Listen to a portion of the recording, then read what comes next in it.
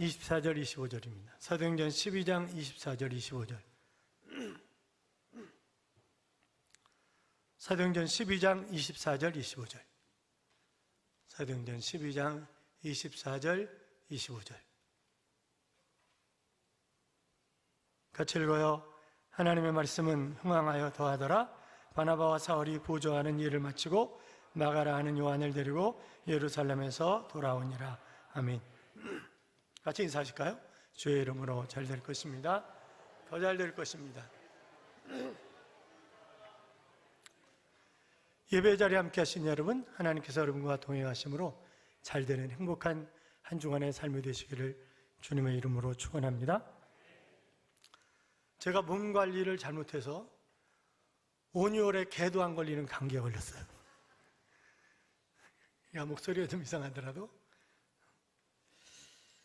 사도행전은 크게 두 부분으로 나눠집니다. 1장부터 12장까지가 전반부고 13장부터 28장까지가 후반부인데, 전반부는 베드로를 예루살렘 교회를 중심으로 기록되어 있다고 한다면, 후반부는 바울과 안디옥 교회를 중심으로 기록되어 있다, 그렇게 보면 맞을 것입니다.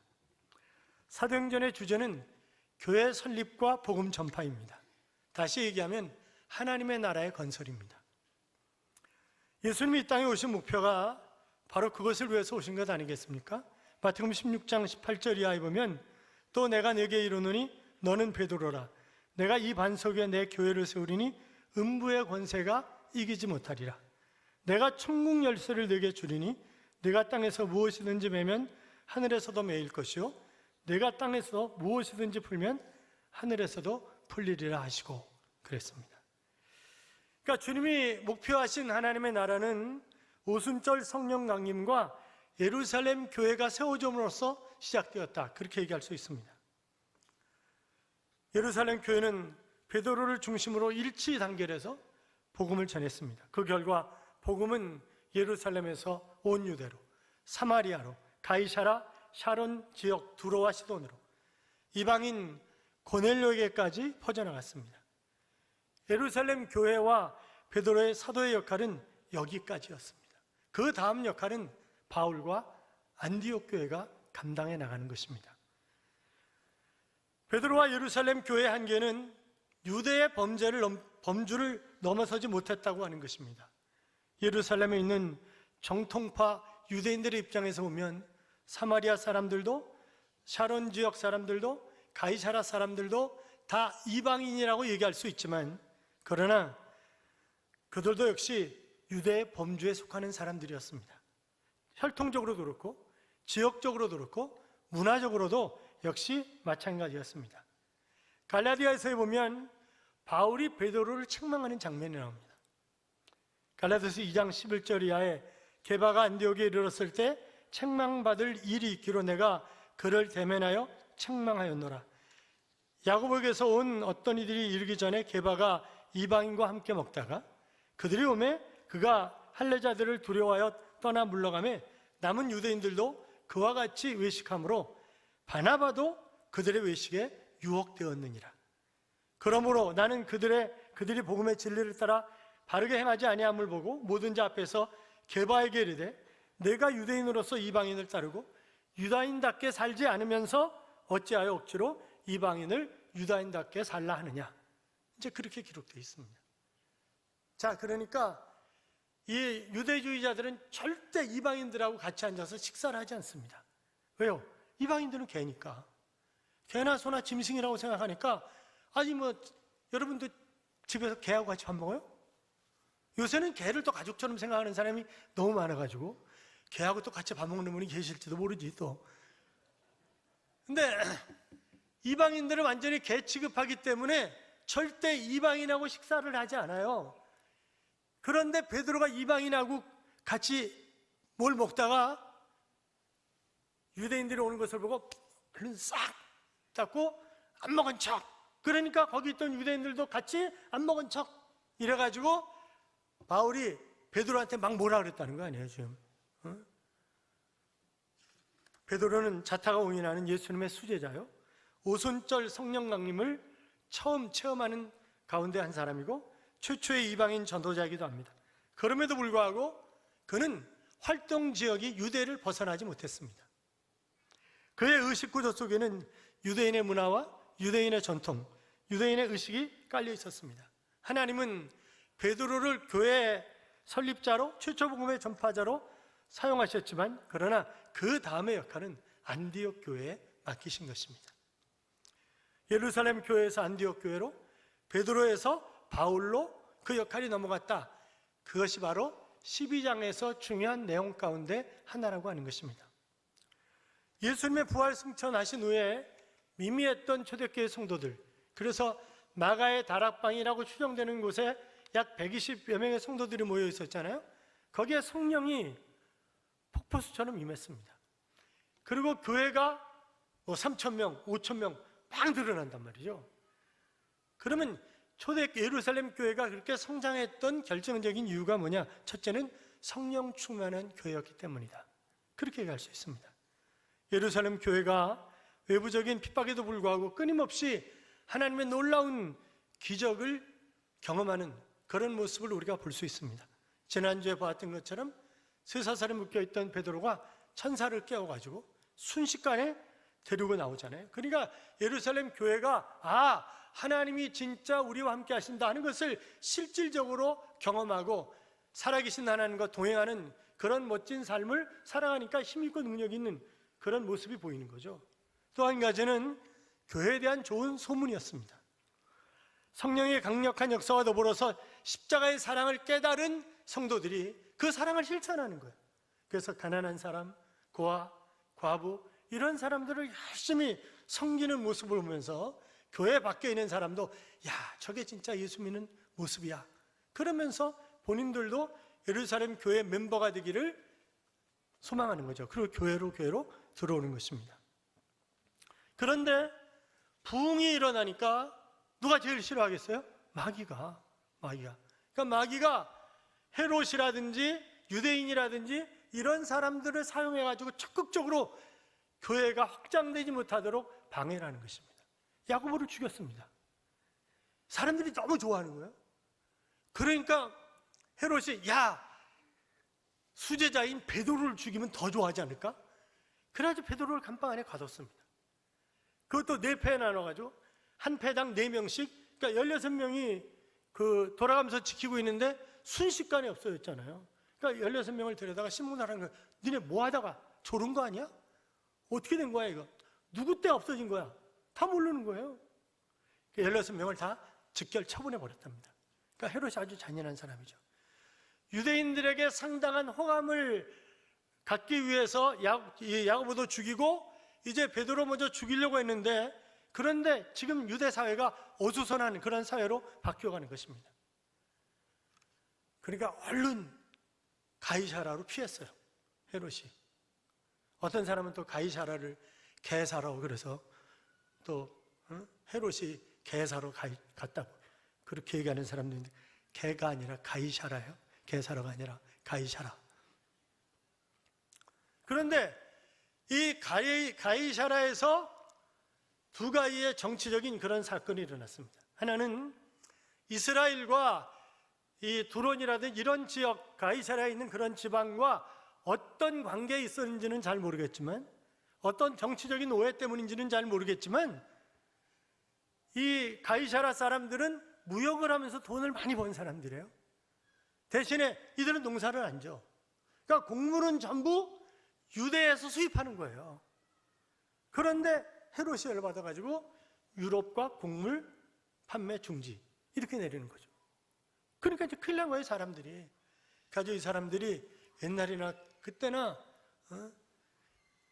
김건희 여사한테 명품펜 갖다 주는 것처럼 헤롯 비서실장한테 갖다 돈을 매기는 거예요. 그래가지고 화해하게 해달라. 이제 그런 이야기를 하는 것을 볼 수 있습니다. 이미 놀라운 그런 사실들은 헤롯도 체험했고 예루살렘 교회도 수없이 체험한 것입니다. 교회가 점점 부흥하기 시작합니다. 이제 핍박이 왔기 때문에 우리가 사도행전 8장에 보면서 전부 뿔뿔이 흩어지는 모습을, 그리고 빌립은 사마리아에 가서 복음을 전했더니 아주 부흥이 정말 멋지게 일어나는 그런 모습도 봤잖아요. 그러니까 이 이방인들이 지금 그 헬라파 유대인들 그들을 중심으로 해서 복음을 전하기 위해서 예루살렘에서 뿔뿔이 다 흩어지는 거예요. 그러니까 내가 복음을 전하면서 살아야 되는데 복음을 전하지 않으면 하나님이 어떤 방법을 사용하셔서 복음을 전하게 하실는지 그건 알 수 없는 거예요.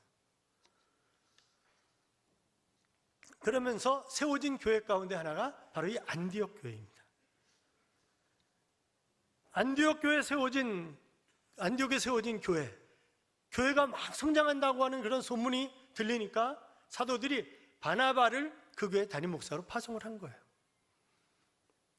그거는 안디옥 교회를 예루살렘 교회가 인정했다라고 하는 그런 의미가 되겠죠. 오늘날 많은 교회가 있고 많은 지도자가 있지만 존경받는 사람들은 많지 않습니다. 그 역시 모든 책임은 지도자들에게 있는 것입니다. 양들에게 가장 큰 복은 좋은 지도자를 분별하는 안목 아니겠습니까?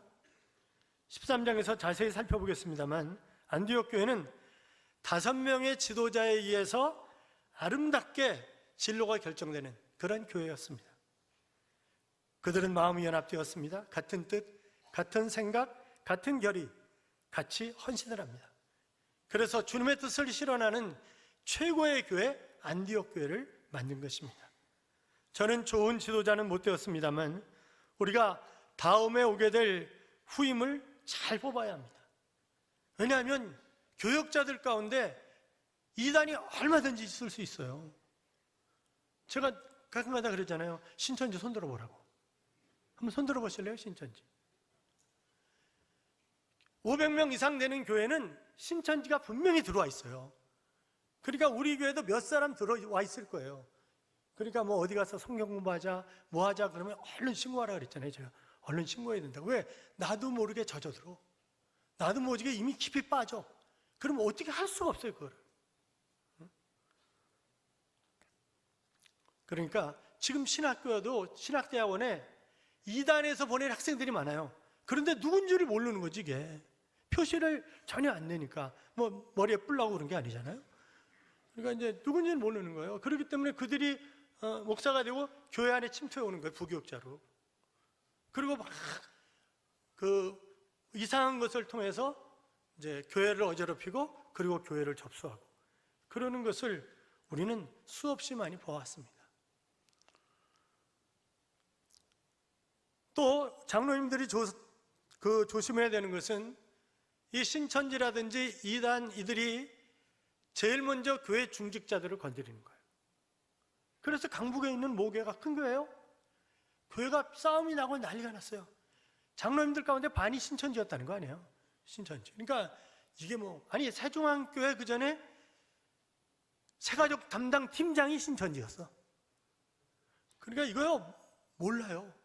옆에 좀 쳐다봐요. 그대 신천지 아니요? 그러고 물어봐요. 그대 신천지 아니냐고. 그러니까 우리가 이 교회를 잘 건강하게 잘 지켜야 합니다. 잠언 16장 18절에 보면 교만은 패망의 선봉이요 거만한 마음은 넘어짐의 앞잡이니라 그랬습니다. 교만과 거만은 멸망을 당하고 망신당하는 지름길이라고 하는 거죠. 오늘 본문 앞에 하나님 앞에서 교만을 떨다 비참하게 죽은 헤롯 이야기가 나옵니다. 그래서 야고보가 죽는 것으로 시작해서 헤롯이 죽는 것으로 끝나는 것이 12장 내용인데, 그런데 헤롯 왕이 교회를 박해하는 사건, 그리고 교회가 흥황하는 것으로 또 끝이 나요. 지난주에 본 것처럼 유대인의 환심을 사기 위해서 헤롯은 별의별 짓을 다 하는 것입니다. 자, 그러다가 이제 베드로가 풀려나는 그런 것을 경험했잖아요. 그리고 16명 죽이고 소문이 흉흉해지고 사회가 어수선하니까 가이사라로 내려갔다 그랬어요. 그리고 거기서 두 가지 정치적인 그런 사건이 일어났는데, 하나는 바로 말씀드렸던 경제적인 문제, 그래서 무역금지, 또 하나는 글라우디우스 황제가, 로마의 글라우디우스 황제가 전쟁에서 승리를 했어요. 이 황제가 각 지역의 분봉왕들에게 축제 파티를 거대하게 열라, 그렇게 얘기를 한 거예요. 그러니까 이 헤롯이 가이사라에 5,000명이 들어갈 수 있는 광장에다가 사람들을 빽빽하게 모아놓고 잔치를 하는 거예요. 그 다음 날이 글라디우스 황제의 생일이었어요. 그런데 갑자기 죽습니다. 마카비서에 의하면 그가 가이사라 광장에서 연설을 한 후에 5일 만에 죽었다는 거예요. 어떻게 죽었냐? 배에서부터 벌레가 나와가지고 그를 쓰러뜨렸다는 거예요. 그래서 5일 만에 죽었다. 이제 그렇게 기록이 되어 있습니다만 23절 봐요. 23절 같이 가요. 헤롯이 영광을 하나님께 돌리지 아니하므로 주의 사자가 고치니 벌레에게 먹혀 죽으니라. 자, 헤롯 왕이 그렇게 비참하게 죽은 원인을 단 한 가지로 헤롯이 하나님의 영광을 가르쳤다는 겁니다. 그가 가이사라 광장에서 연설할 때 금으로 도배를 한 그런 옷을 입고 나간 거예요. 태양이 찬란하게 빛나는 그날 반짝반짝 막 빛이 나는 거죠, 옷에서. 그리고 또 헤롯이 말을 너무 잘하는 사람이에요. 그러니까 사람들이 홀딱 그의 말에 빨려 들어가면서 아, 저분은 신이다, 이렇게 사람들이 얘기하는 거예요. 저분은 신이다. 그걸 아주 기꺼이 받아들이고 나는 신이야, 그런 자세를 가지고 그가 연설을 계속했던 것입니다. 그래서 결국 하나님이 그의 교만함을 치셨고 그리고 벌레 먹어 죽었다. 성경은 그렇게 기록하고 있는 것을 볼 수 있는데, 사랑하는 여러분, 우리가 늘 하나님의 역사를 경험하면서도 그걸 잊어버릴 때가 너무 많아요. 까맣게 잊어버려. 그게 또 신앙생활 하는 사람인지 안 하는 사람인지 구분이 안 될 정도로 살아가는 것입니다. 모세가 하나님의 명령대로 이스라엘 백성들을 인도해서 신광야를 떠나서 르비딤에 도착을 했습니다. 그런데 마실 물이 없는 거예요. 그러니까 또 이스라엘 백성들이 제일 많이 하는 게 원망하여 가로되 불평하여 가로되 계속 그런 거잖아요. 그러니까 막 모세한테 목말려 죽이려고 우리를 여기까지 끌고 왔냐 이러고 막 난리를 치는 거죠. 막 돌을 집어던져서 이 모세를 죽이려고 하는 그런 느낌을 받으면서 모세가 하나님 앞에 간절히 기도합니다. 하나님, 제가 이 백성에게 어떻게 해야 하리까? 그들이 얼마면 내게 돌질을 하겠나이다. 그랬더니 하나님께서 모세에게 이렇게 명령을 하십니다. 너는 백성들 앞으로 가라. 내가 갈 때 이스라엘 장로들을 데리고 나일강을 치던 그 지팡이를 가지고 가라. 내가 시나산 바위 위에서 내 앞에 서겠다. 너는 그 지팡이로 바위를 두드리라. 그러면 바위에서 물이 나와서 백성들이 마실 수 있다. 그렇게 말씀을 하셨어요. 그래서 모세는 이스라엘 장로들이 보는 앞에서 이제 그렇게 행합니다. 반석에 물이 터져 나왔어요. 막 난리가 난 거죠. 뭐 그렇지 않겠어요? 문제는 해결되었지만, 그러나 모세는 그곳 이름을 마사, 무리바라고 했는데, 그것은 늘 백성들이 하나님 계신 거야, 안 계신 거야? 하나님 계시다면 이럴 수 있어? 늘 그렇게 그들이 신앙생활을, 신앙인도 아니고 불신앙인도 아니고 그렇게 삶을 살았기 때문에 무리바다 이렇게 불렀던 것입니다. 자, 상황이 여기서 끝나지 않아요. 하나님과 그를 세우신 지도자 모세를 원망하고 불평하고 있을 때 아말렉 사람들이 공격해 온 것입니다. 아말렉은 영적으로 마귀를 상징한다고 얘기를 합니다. 하나님을 원망하고 불평하고 하나님의 종을 대적하고 신앙적으로 가장 취약해 있을 때 마귀는 그 틈을 타서 나를 넘어뜨리는 것입니다. 그런데 아말렉이 피곤함을 타고 들어왔다는 거예요. 피곤함을 타고, 그러니까 지금 이스라엘 백성이 군대가 뭐 군대도 아니죠. 그러니까 피곤해서 어쩔 줄 몰라 하는 거예요. 그 피곤함을 타고 온 것입니다. 여러분, 우리가 먹고 사는 일에 너무 피곤하게 되면 종종 하나님을 원망하고 불평할 수 있습니다. 교회에 멀어질 수 있습니다. 그러면 마귀에게 공격을 당하는 거예요. 교회가 어려운 일을 당하게 될 때 합심해서 기도하지 않냐고 원망하고 불평할 때 마귀는 교회와 성도들과 가정을 공격하게 될 것입니다. 그래서 성경은 분을 내어도 죄를 짓지 말며 해가 지도록 분을 품지 말고 마귀로 틈을 타지 못하게 하라, 그렇게 말씀하고 있는 것을 볼 수 있습니다. 여러분, 아직도 누구를 미워하거나 풀지 못한 원통함이 있으십니까? 그러면 마귀가 얼른 틈탑니다. 이사야 40장 27절 이하에 보면 피곤한 자에게 능력을, 무능한 자에게 힘을 더하시는 하나님이라고 했습니다. 그러니까 내가 힘들고 피곤하고 어려울수록 더 많이 기도하고, 그렇잖아요.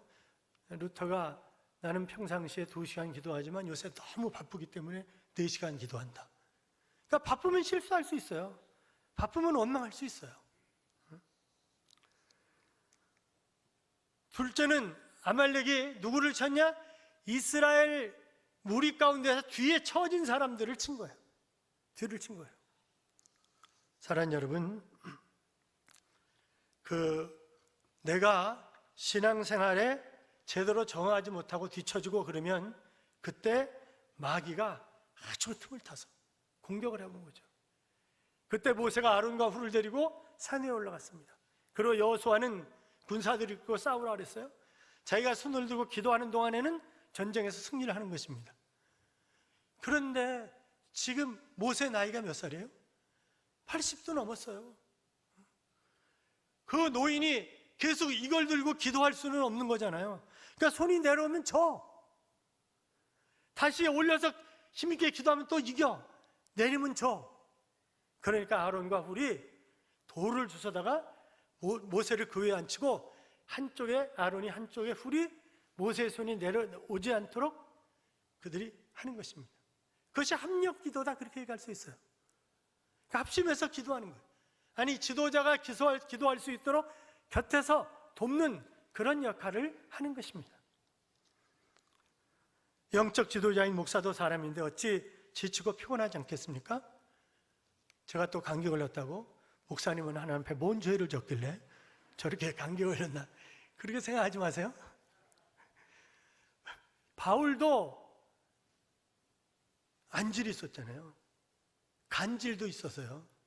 그래서 사람들이 내가 길가에 쓰러졌을 때 나에게 침을 뱉지 않았다. 너희들이 나에게 침 뱉지 않지 않았냐. 그 당시 간질 걸린 사람들에게 길에서 보면 침 뱉었어요. 그러니까 바울이 간질 걸렸을 확률이 굉장히 크다, 이제 그렇게 보는 거예요. 또 고쳐달라고 기도해도 하나님이 안 고쳐주셨잖아요. 내 은혜가 네게 족하도다, 그리고 말았잖아요.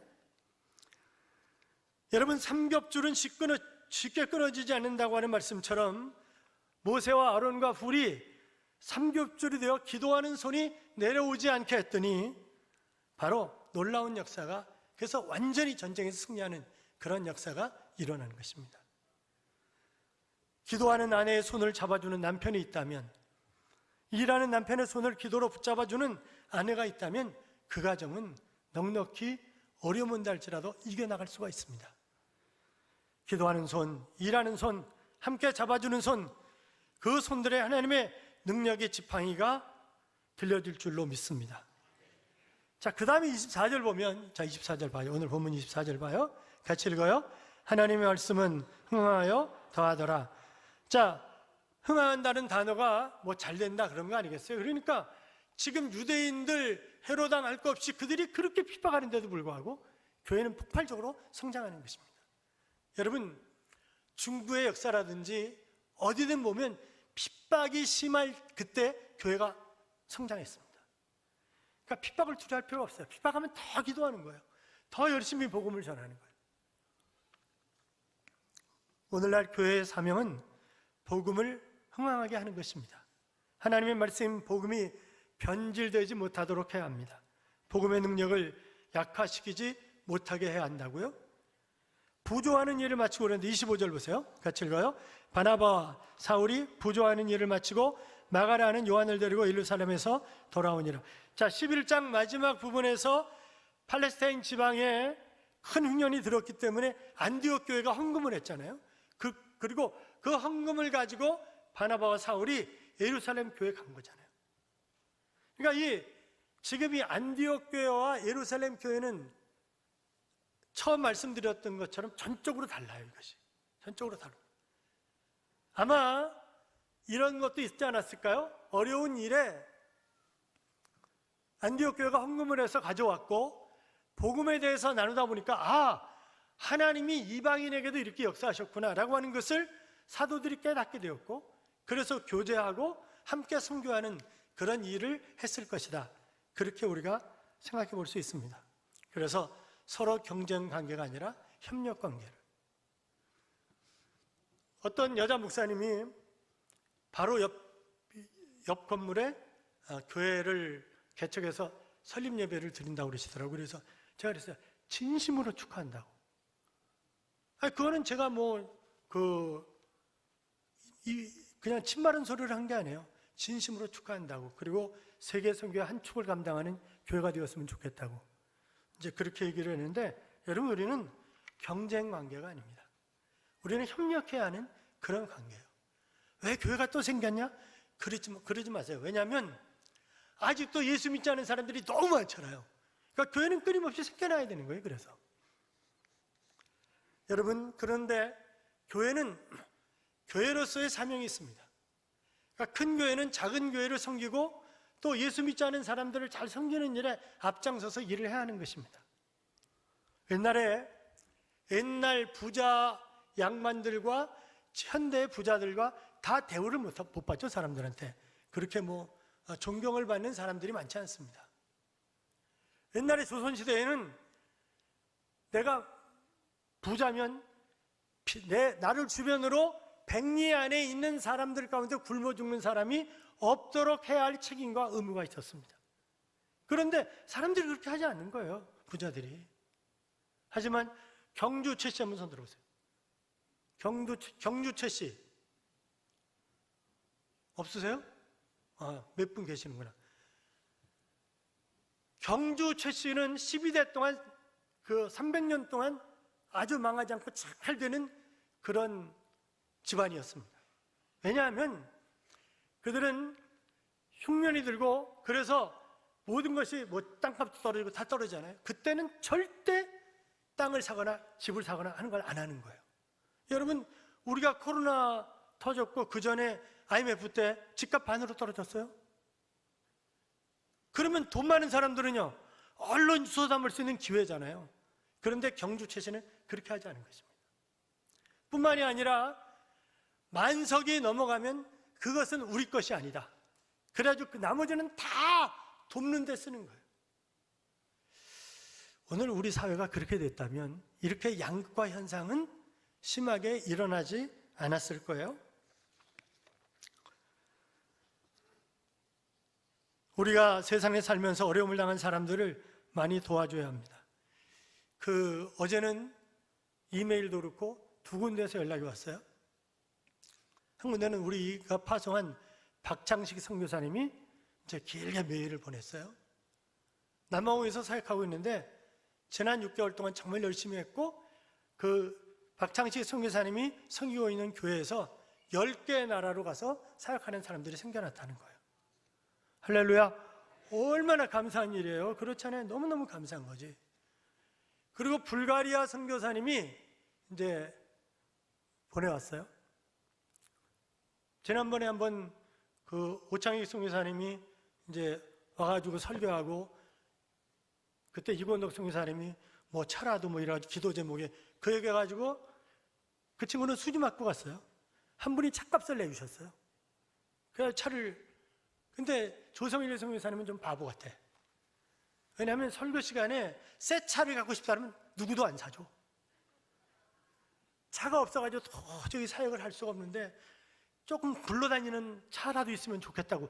그러면 사람들의 마음이 감동이 되지만 나 지금까지 새 차를 한 번도 못 타봤는데 이제 새 차를 한번 타봐. 그냥 그것은 진심일 거예요. 30여 년 동안 사역하면서 맨날 고장나고 또 고장나고 그런 차를 탔으니까 새 차를 갖고 싶다는 그런 말을 할 수 있지만 성도들 앞에서 해야 되는 건 아니죠. 그게. 그래서 보면 선교사님들 보면 올 때 옷 다 떨어진 거 입고 와. 신발도 거지 같은 거 신고 와. 왜요? 그래야 도와줘. 그래야. 그러면 또 우리 장로님권대 한 분은 또 얼른 또 가가지고 옷 사주고 뭐하고 승용차에다가 또 최고급 승용차도 내주고 거기다가 기름값 100만 원까지 줘가지고 이래가지고 이제 그러세요. 그러니까 옷을 그렇게 입고 와야 된다니까.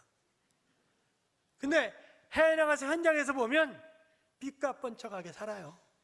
삐까뻔쩍하게. 제가 지난번 금요기도 때 말씀드렸나? 언제 말씀드렸나? 그러니까 정말 열심히 일하는 선교사님들은 국내에 안 들어와요. 거의 잘 들어오지 않습니다. 왜냐하면 거기 사역하기 바쁘니까. 그러니까 지원해주는 교회가 별로 없어요.